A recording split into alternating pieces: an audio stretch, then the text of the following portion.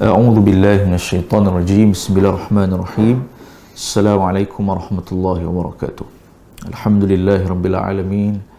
Wa sallallahu wasallam wa baraka ala nabiyyina Muhammad wa ala alihi wa sahbihi wa baraka wa sallama tasliman katsira. Amma ba'd. Allahumma anfa'na bima 'allamtana wa 'allimna ma yanfa'una wa zidna 'ilma. Amin rabbal alamin. Sidang penonton yang dirahmati Allah Subhanahu wa taala, bertemu lagi kita. Kali ini kita sampai pada ayat yang ke-32 dan ayat yang ke-33. Penjelasan berkenaan dengan ayat-ayat hukum yang kita ambil daripada surat An-Nur, suratul Nur, dan insya-Allah kita akan lihat ayat yang ke-32 dan ayat yang ke-33. Kita baca dahulu ayat ini, kemudian kita lihat terjemahannya dan kita ikuti penjelasannya secara ringkas. A'udzu billahi minasyaitonir rajim. Wa ankihul ayama minkum was-salihin min ibadikum wa imaikum in yakunu fuqara yughnihimullahu min fadlihi wallahu wasi'un alim. وَلْيَسْتَعْفِفِ الَّذِينَ لَا يَجِدُونَ نِكَاحًا حَتَّى يُغْنِيَهُمُ اللَّهُ مِنْ فَضْلِهِ وَالَّذِينَ يَبْتَغُونَ الْكِتَابَ مِمَّا مَلَكَتْ أَيْمَانُكُمْ فَكَاتِبُوهُمْ إِنْ عَلِمْتُمْ فِيهِمْ خَيْرًا وآتوهم مما لله الذي آتاكم ولا تكرهوا فتياتكم على البغاء إن أردنا تحصنا لتبتغوا عرض الحياة الدنيا ومن يكرههن فإن الله من بعد إكراههن غفور رحيم. Pada ayat yang ke-32 ini Allah Subhanahu wa taala berfirman yang artinya, dan nikahkanlah orang-orang yang masih bujang di antara kamu dan juga orang-orang yang layak menikah daripada hamba-hamba sahayamu yang lelaki dan perempuan. Dan jika mereka miskin, Allah akan berikan kemampuan kepada mereka dengan kurniaannya. Dan Allah maha luas pemberiannya, lagi maha mengetahui. Pada ayat yang ke-33 pula, Allah Subhanahu wa ta'ala berfirman yang artinya, dan orang-orang yang tidak mampu menikah hendaklah menjaga kesucian dirinya sampai Allah memberi kemampuan kepada mereka dengan kurniaannya. Dan jika hamba sahaya yang kamu miliki inginkan perjanjian, yakni bebas, hendaklah kamu buat perjanjian kepada mereka. Jika kamu mengetahui ada kebaikan pada mereka, dan berikanlah kepada mereka sebahagian daripada harta Allah yang dikurniakan kepada kamu. Dan janganlah kamu memaksa hamba sahaya perempuanmu untuk melakukan pelacuran, sedangkan mereka sendiri menginginkan kesucian, kerana kamu hendak mencari keuntungan keduniaan duniawi. Kebarang siapa yang memaksa mereka, maka sesungguhnya Allah Subhanahu wa ta'ala maha pengampun, lagi maha penyayang kepada mereka setelah mereka dipaksa. Hadirin hadirat sedang penonton yang dirahmati Allah Subhanahu wa taala. Jika kita lihat daripada mula ayat surah An-Nur, surah An-Nur merupakan surah yang berikan kepada kita pengajaran yang cukup besar.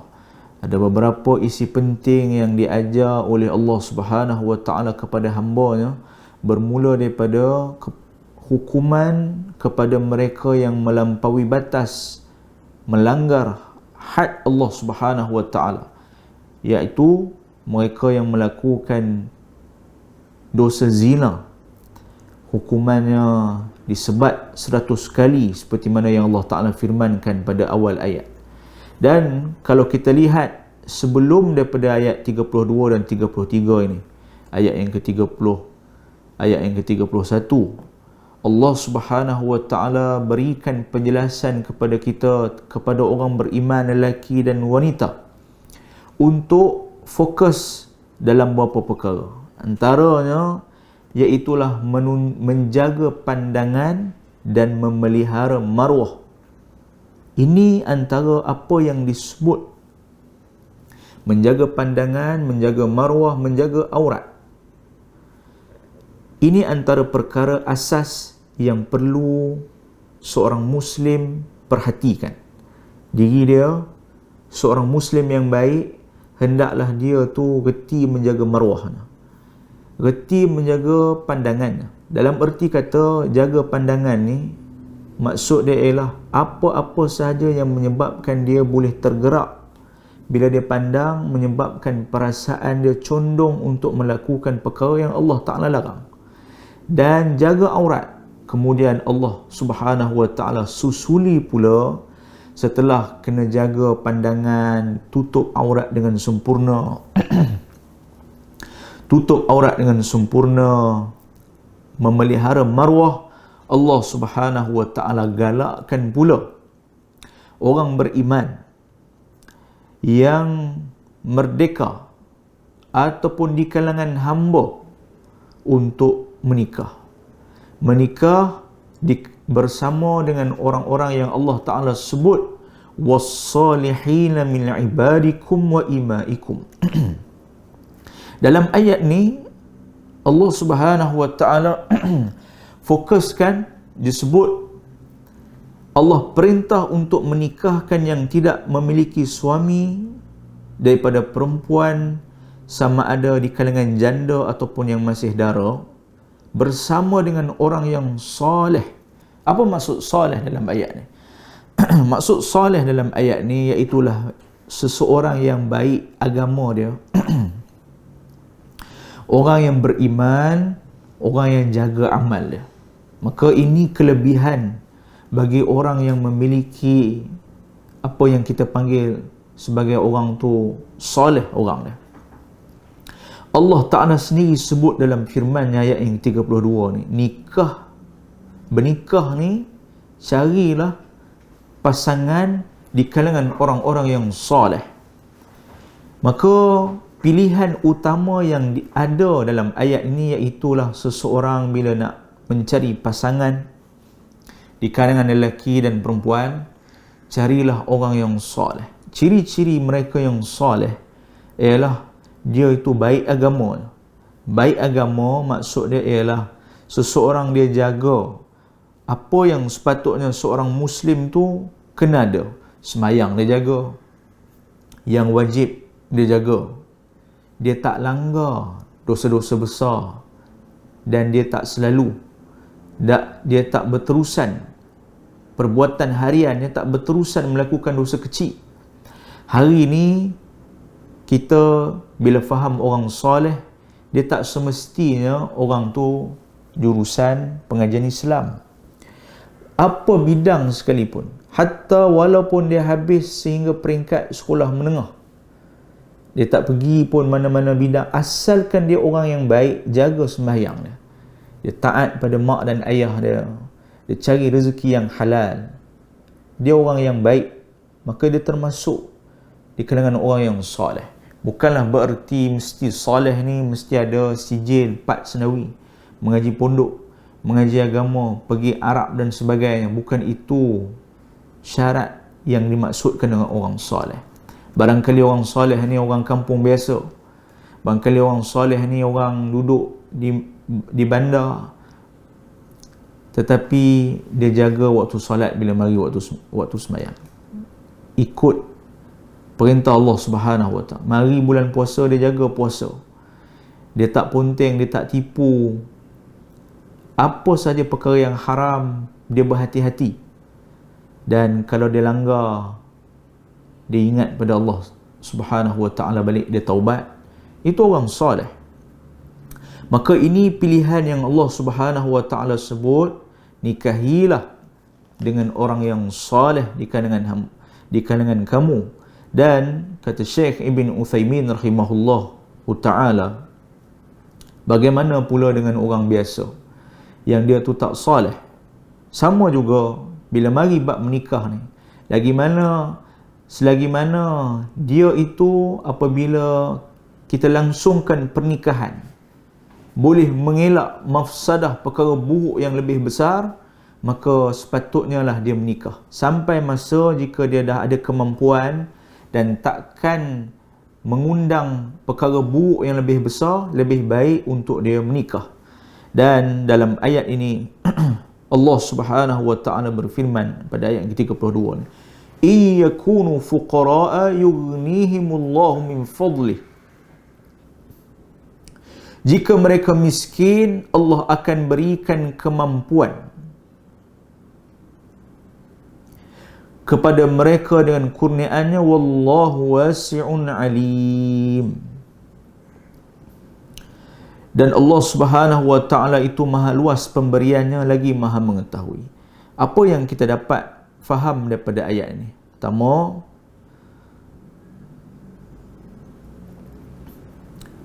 yang kita boleh faham daripada ayat ini iaitulah sekiranya seseorang itu tak mampu untuk menikah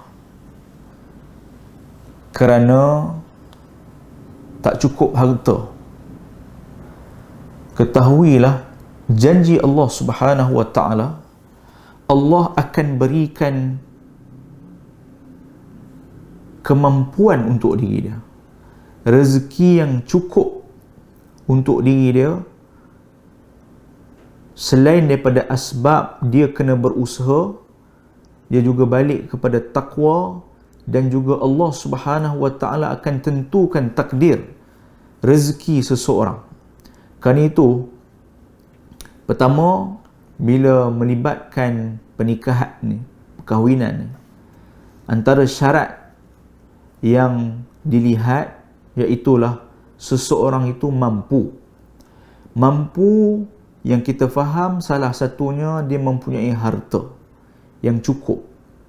Selain seseorang tu akan lihat sama tara, sama level, sekufu ataupun tidak, dan beragama, soleh, jaga diri dia, faham agama untuk dia bentuk keluarga dia. Maka kita lihat satu hadis Nabi SAW, dia berikan saranan, recommend kepada Fatimah binti Qais radhiyallahu anha. Apabila Fatimah binti Qais radhiyallahu anha ni nak menikah, ada beberapa pilihan disebut oleh Nabi SAW. Nabi tak paksa, Nabi sebutkan pilihan yang ada. Disebut ada dua orang yang lamar dia, iaitulah Muawiyah dan juga Abu Jaham. Kata Nabi SAW, "Amma Abu Jahmin fala yada'u asahu an ataqihi, wa amma Muawiyah fasu'lukun la mala lahu, inkihi Usamah bin Zaid." Abu Jaham itu dia selalu tak lekang di tangan dia tongkat. Maksud dia satu orang yang senang nak naik tangan. Wa amma Muawiyah, adapun Muawiyah pula, dia tu satu orang yang tak ada harta. Ankihi Usamah bin Zaid, menikahlah dengan Usamah bin Zaid. Ini rekomen yang dibuat oleh Nabi SAW kepada Fatimah binti Qais. Maka pada awalnya Fatimah keberatan nak terima, dan akhirnya dia menikah, dia terima pilihan yang dicadangkan oleh baginda Rasul SAW, Usamah bin Zaid. Maka fanakahtuhu faja'ala Allahu fihi khairan waghtabtuhu bihi. Akhirnya aku menikah dengan Usamah ibn Zaid dan Allah berikan kurniaan hasil daripada pernikahan tersebut dengan kebaikan, dan aku berbahagia dengan pernikahan tersebut. Hadis riwayat Muslim. Dan Allah Subhanahu wa taala firmankan dalam ayat, jika mereka miskin, Allah akan mampukan dengan kurniaannya. Maka dalam hadis yang lain, salah satu syarat untuk seseorang itu layak kita katakan boleh menikah dah, salah satunya iaitulah kemampuan. Mampu ni kita lihat dari sudut apa? Mampu agamanya bagaimana? Diri sendiri ni dia lihat diri dia reti tak jaga agama dia. Kalau diri dia pun terumbang-ambing, bagaimana nanti dia nak membentuk keluarganya sendiri? Agamanya sendiri pun tak boleh nak dijaga. Tak mampu dari sudut agama, maka belum sampai lagi waktu sesuai untuk dia menikah. Mampu yang berikutnya pula yang kita faham daripada hadis ini, mampu dari sudut harta. Kerana itu dalam hadis yang selalu kita dengar riwayat Imam Bukhari dan Imam Muslim, ya ma'syar asy-syabab man istata'a minkumul ba'ata falyatazawwaj, wahai para pemuda, barang siapa yang memiliki al-ba'ah, kemampuan, maka menikahlah. Fa innahu aghaddu lil basari wa ahsanu lil farj, kerana menikah itu menyebabkan kamu lebih menundukkan pandangan dan lebih menjaga kemaluan.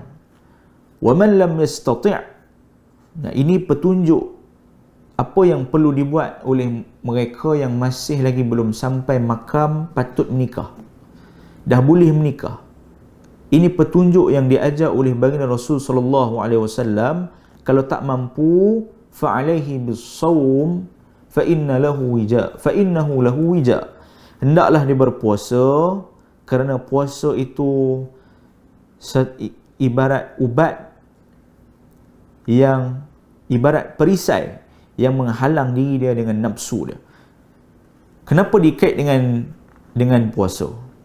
Puasa menyebabkan seseorang itu berkurangan perasaan dia, perasaan nafsu dia untuk lakukan sesuatu yang tidak sepatutnya.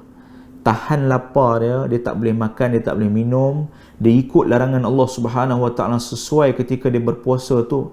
Salah satu cara membantu diri dia untuk menghalang, kontrol perasaan dia, kontrol nafsu dia. Dan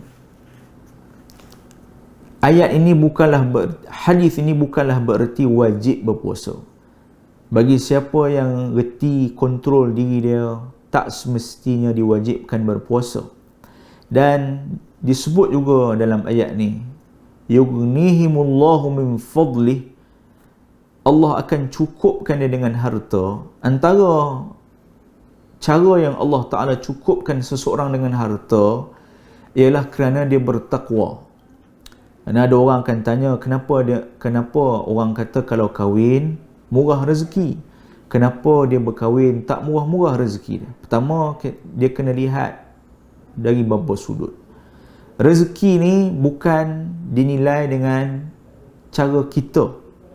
Rezeki adalah kurniaan Allah Subhanahu wa taala yang Allah jamin siapa pun dia, beriman baik, kufur kepada Allah Subhanahu wa taala sekalipun, dia tetap ada bahagian rezeki. Telah ditentukan oleh Allah Subhanahu wa taala.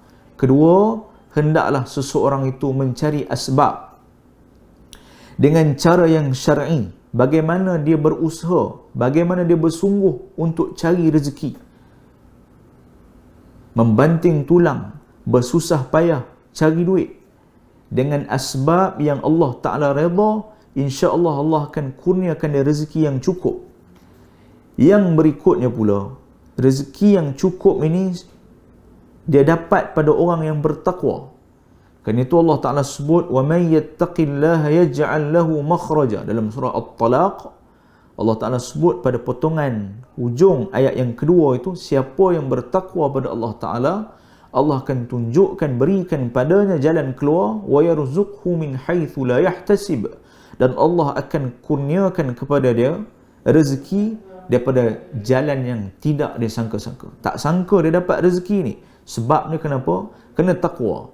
dia turut apa yang Allah Ta'ala perintahkan, dia jaga hati-hati dengan apa sahaja yang Allah Subhanahu Wa Ta'ala larang, dan yughnihumullahu min fadlih, Allah cukupkan diri dia. Maksud dia ialah asbab dia jaga diri dia, maruah dia, Allah berikan qanaah, perasaan cukup. Orang beriman dia akan sampai satu peringkat, dia akan rasa apa yang Allah beri pada dia tak lebih tapi cukup, menyebabkan jiwa dia jadi tenang. Kerana itu nisbah harta ni dia terlalu subjektif. Barangkali orang yang teguh iman dia, tak cukup makan pun bagi dia cukup. Tetapi orang yang lemah tawakalnya pada Allah Subhanahu Wa Ta'ala, kurang yakinnya pada Allah Ta'ala, dia menilai diri dia dengan membandingkan diri pada orang lain. Orang tu makan 5 kali, dia makan 3 kali, dia kata dia kalau boleh nak makan 5 kali juga satu hari. Dia sentiasa pandang nak lebih. Orang tu baru beli baju 5-6 helai, dia kata dia tak cukup, walhal dia baru beli 3 helai dah. Dia kata dia nak lebih. Perasaan-perasaan seperti ini mengundang, menyebabkan diri dia akan ada penyakit, selalu tak bersyukur dengan membandingkan diri dia. Kerana itu seorang Muslim dia kena ada dalam diri dia qanaah, sifat berasa cukup dengan apa yang Allah Ta'ala rezekikan. Dan perkara ni perlulah kita ajar diri kita. Benda ni susah, melainkan kepada siapa yang Allah Subhanahu Wa Ta'ala berikan rahmat. Mudah-mudahan Allah Ta'ala tak jadikan kita orang yang ada perasaan tamak dalam diri, sentiasa berasa tak cukup. Qanaah ni hasil kerana kita didik paksa diri kita. Bukan semua benda kita akan dapat sampailah kita mati. Tetapi bukan semua benda Allah Subhanahu Wa Ta'ala tak akan beri pada kita. Allah jamin rezeki setiap di kalangan kita. Kerana itu, satu bahagian lagi, bila dikaitkan dengan kemampuan bila nak menikah ni, janganlah seseorang itu terlalu takut sehingga fikir apa aku nak beri makan pada diri aku, apa aku nak beri makan pada anak aku, apa aku nak beri makan pada isteri aku, sehingga mengakibatkan kita ikut tabiat jahiliyah. Dia sanggup bunuh anak dia kerana bimbang rezeki bahagian yang dia patut makan, dia kena kongsi dengan anak dia, menyebabkan dia tak cukup. Kerana itu Allah Subhanahu Wa Ta'ala ingatkan kita dalam beberapa ayat, antaranya dalam suratul An'am dan suratul Isra. Allah Ta'ala berfirman dalam suratul An'am ayat yang ke-151, وَلَا تَقْتُلُوا أَوْلَادَكُمْ مِنْ إِمْلَاقٍ نَحْنُ نَرْزُقُكُمْ وَإِيَّاهُمْ. Dan janganlah kamu membunuh anak-anak kamu kerana takut kemiskinan. Kami akan berikan rezeki kepada kamu dan kepada mereka, kepada anak kamu. Dan dalam suratul Isra ayat yang ke-31, وَلَا تَقْتُلُوا أَوْلَادَكُمْ خَشْيَةَ إِمْلَاقٍ نَحْنُ نَرْزُقُهُمْ وَإِيَّاكُمْ إِنَّ قَتْلَهُمْ كَانَ خِطْئًا كَبِيرًا. Dan janganlah kamu membunuh anak-anak kamu kerana takut miskin. Kamilah yang akan beri rezeki kepada mereka dan juga kepada kamu. Sesungguhnya membunuh mereka adalah satu dosa yang besar. Yang dimaksudkan jangan bunuh mereka ialah kerana bimbang, kata Imam Ibnu Katsir rahimahullah ta'ala, maksud yang dimaksudkan jangan kamu bunuh anak kamu ni, iaitulah kerana takut miskin. Ke depan dia baca ni beranak seorang, beranak kedua, beranak ketiga ni, takut miskin. Allah Ta'ala ingatkan, jangan bimbang, Allah Ta'ala yang beri rezeki. Nah, itu yang dimaksudkan dengan ayat ini. Begitu juga dalam ayat ini Allah Subhanahu Wa Ta'ala mengingatkan kepada mereka pada ayat yang ke-33, wal yasta'fifil ladzina la yajiduna nikahan hatta yughniyahumullahu min fadli. Dan orang yang tidak mampu menikah hendaklah menjaga kesucian diri. Seperti mana yang kita sebut tadi, antara petunjuk nabawi, sunnah yang diajar, tundukkan pandangan, berpuasa. Salah satu caranya ialah kita menjaga iffah, pelihara maruah ni. Salah satunya ialah kita elakkan diri kita daripada pergi ke arah yang akhirnya menyebabkan perasaan kita ni, nafsu kita ni terarah kepada perkara yang dilarang. Maksud dia ialah kita tahu kadar diri kita.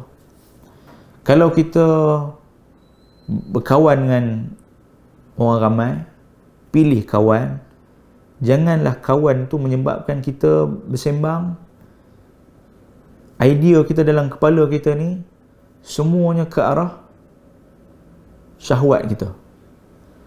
Bila kita akses dunia internet kita, hati-hati jangan sampai kita terpengaruh.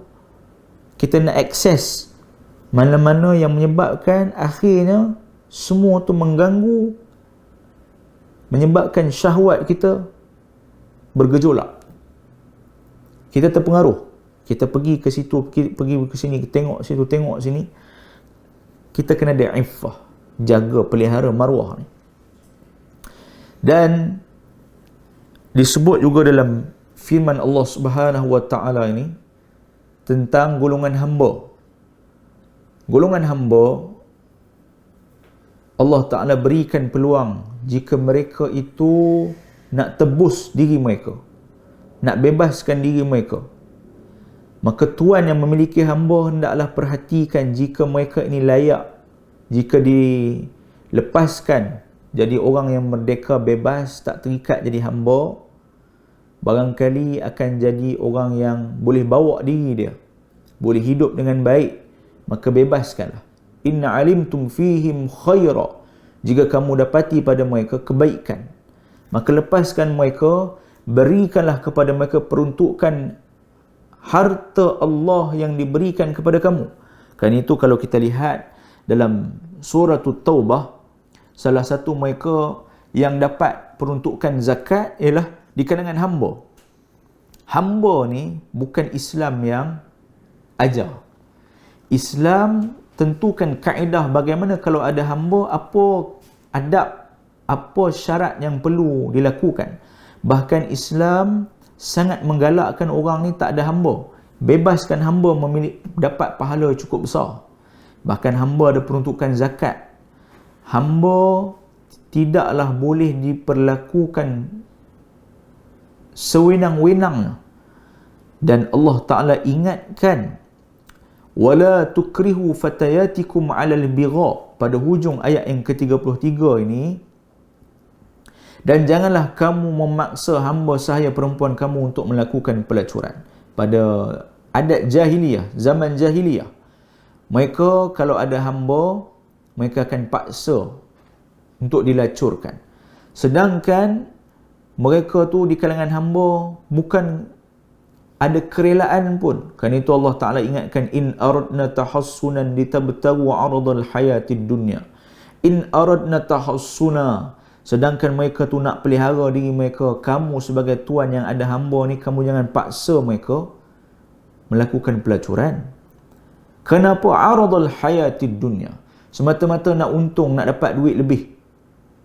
Sedangkan galang gantinya, kamu sanggup dapat duit lebih ni untuk azab pada hari akhirat. Wa may yukrihunna, maka barang siapa yang memaksa mereka, sesungguhnya fa innallaha min ba'di ikrahihinna ghafurur rahim, sesungguhnya Allah Maha Pengampun, Maha Penyayang setelah mereka itu dipaksa. Dan ingatlah, hentikan perbuatan seperti itu. Jangan dipaksa hamba melakukan perkara yang diharamkan oleh Allah Subhanahu wa taala, dan beringatlah, patah balik, Allah Subhanahu wa taala Maha Pengampun. Jadi hadirin hadirat yang dirahmati Allah Subhanahu wa taala, kesimpulan yang kita dapat daripada dua ayat daripada surah An-Nur ini, iaitulah Allah Subhanahu wa taala perintahkan kepada kita untuk menikah.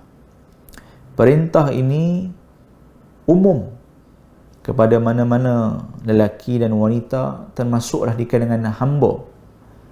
Dan Allah Subhanahu wa taala sebut, nikahilah di kalangan orang yang soleh, Islam dia ajar untuk bentuk satu masyarakat, untuk bentuk satu komuniti yang baik, dia bermula daripada keluarga yang kecil ni. Keluarga yang kecil ni terbentuk daripada diri kita seorang. Lelaki bentuk diri dia, perempuan bentuk diri dia. Lalu mereka jadi pasangan. Bila mereka jadi pasangan, mereka membentuk anak. Membentuk anak dan akhirnya membentuk masyarakat jadi ke arah yang lebih baik. Maka kerana itulah Allah Ta'ala sebut, nikahilah nikah dengan orang yang soleh. Soleh yang dimaksudkan ni baik agamanya, orang yang reti jaga diri dia.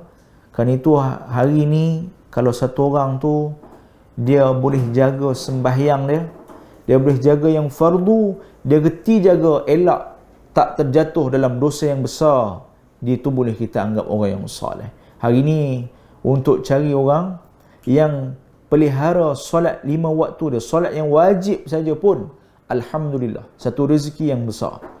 Dan Allah Ta'ala sebut, hendaklah pelihara diri bagi mereka yang tak mampu. Antara cara untuk pelihara diri ialah kita tahu kadar diri kita. Bermula dengan mata kita ni. Mata perlu dijaga. Maksud mata ni dia umum. Termasuklah apa-apa sahaja yang menyebabkan kita ni, pergaulan kita, akses maklumat yang kita ada, semua ni kita kena jaga hati-hati. Jangan sampai mengganggu perasaan kita. Dan Allah Subhanahu Wa Ta'ala akan kurniakan rezeki akhirnya pada kita. Allah dah jamin rezeki di kalangan kita. Dan pada hujung ayat itu Allah Ta'ala sebut tentang hak seorang hamba perempuan, jangan dipaksa untuk melakukan pelacuran. Dan Allah Subhanahu Wa Ta'ala sebut, jangan kerana inginkan aradal hayatid dunya, nak harta yang sedikit atas dunia, sanggup perlakukan seorang hamba perkara yang tidak sepatutnya, yang diharamkan oleh Allah Subhanahu Wa Ta'ala. Mudah-mudahan Allah merahmati kita, mudah-mudahan kita mendapat manfaat daripada 2 ayat yang kita baca daripada surat An-Nur. Teruskanlah kita membaca Al-Quran sedikit demi sedikit.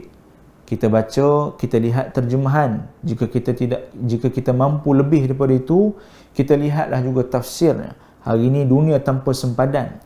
Ada orang dia minat bahasa Melayu, dia rujuk mana-mana kuliah tafsir bahasa Melayu. Kita ada YouTube, mana-mana rakaman ceramah. Ramai orang-orang alim yang mereka upload, kita boleh dengar. Jika orang minat bahasa Inggeris, kita boleh cari mereka yang bercakap dalam bahasa Inggeris. Begitu juga dalam bahasa Arab. Akses maklumat semuanya di hujung jari. Untuk musim-musim PKP ni, masa terluang yang banyak yang ada, ataupun kita cari mana-mana masa yang ada, mesti sekurang-kurangnya ada waktu kita dengan Quran. Jadikanlah rumah kita bukan seperti perkuburan. Kubur ni, kenapa Nabi SAW ingatkan rumah ni jangan jadi ibarat kubur? Kubur ni dia sunyi sepi. Tak ada kita dengar apa-apa alunan ayat Quran dah. Kerana semua orang di perkuburan habis meninggal belaka. Mulut dah tak boleh terkumat kamit dah. Kita dalam rumah, kita jangan jadikan seperti kubur. Kita hidupkan rumah dengan bacaan Al-Quran. Sikit demi sikit kita baca suku muka surat, separuh muka surat, satu muka surat, sehelai, 2 helai, 3 helai. Lama-lama Allah Subhanahu Wa Ta'ala akan berikan hikmah, nur Al-Quran pada diri kita. Semoga Allah Subhanahu Wa Ta'ala merahmati, memberkati, merahmati dan mengampunkan kita. Mudah-mudahan Allah Subhanahu Wa Ta'ala terima puasa kita pada bulan Ramadan. Mudah-mudahan Allah Subhanahu Wa Ta'ala panjangkan umur kita masuk pada 10 akhir pada bulan Ramadan, pada musim-musim yang Allah Subhanahu Wa Ta'ala uji kita satu dunia. Bukan tempat kita saja, bukan negeri kita saja, satu dunia. Allah Subhanahu Wa Ta'ala uji ni. Mudah-mudahan pada bulan Ramadan, dengan doa yang kita panjatkan, dengan zikir, istighfar yang selalu kita sebut, dengan bacaan Al-Quran yang kita baca selalu ni, Allah angkat musibah, bala yang sedang kita hadapi semua ni, dan Allah Subhanahu wa taala akan kembalikan kehidupan kita seperti sedia kala, seperti sebelum-sebelum ni. Subhanakallahumma bihamdika asyhadu an la ilaha illa anta astaghfiruka wa atubu ilaik. Hadza wa sallallahu ala nabiyyina Muhammad wa akhiru da'wana alhamdulillahi rabbil alamin. Assalamualaikum warahmatullahi